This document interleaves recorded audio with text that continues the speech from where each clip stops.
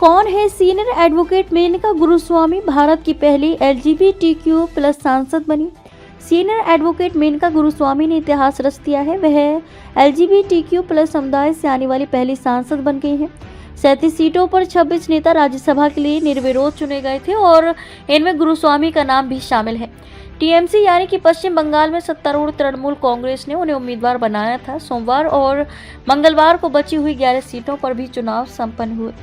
कौन है मेनका गुरुस्वामी? 51 वर्षीय गुरुस्वामी एक संवैधानिक वकील है जिन्होंने अपनी शिक्षा Oxford university, Harvard law school और national law school of India university जैसे प्रसिद्ध संस्थानों से प्राप्त की है। वह काफी समय से संविधान, लोकतांत्रिक सिद्धांतों और नागरिक अधिकारों का समर्थन करने वाली जानी मानी आवाज रही हैं। गुरुस्वामी और उनके साथी अरुंधति काटजू उस अहम मुकदमे का हिस्सा थे जिसने सुप्रीम कोर्ट को 2018 में 158 साल पुराना कानून रद्द करने को राजी किया।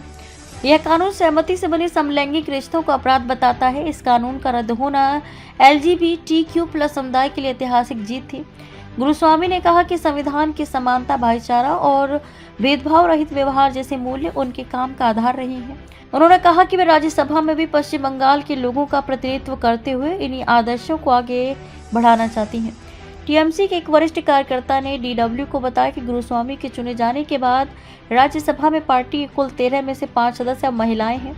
उन्होंने ये भी बताया कि गुरुस्वामी का चुनाव TMC की एक बड़ी रणनीति का हिस्सा है। इस रणनीति के अनुसार वह पढ़े लिखे और संविधान को समझने वाली आवाज़ों को उच्च सदन में भेजना चाहते हैं ताकि वे देश भर में विपक्षी दलीलें स्पष्ट रूप से रख सकें।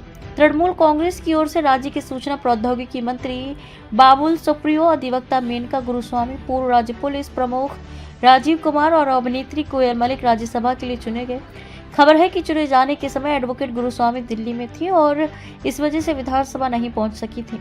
तृणमूल नेता अरूप विश्वास ने उनकी ओर से प्रमाण पत्र हासिल किया था कि कानून नहीं बदलते तब तक वेजिटेटिव स्टेट सिर्फ मरीज के लिए नहीं बल्कि पूरे परिवार के लिए एक मौत की सजा बना रहेगा।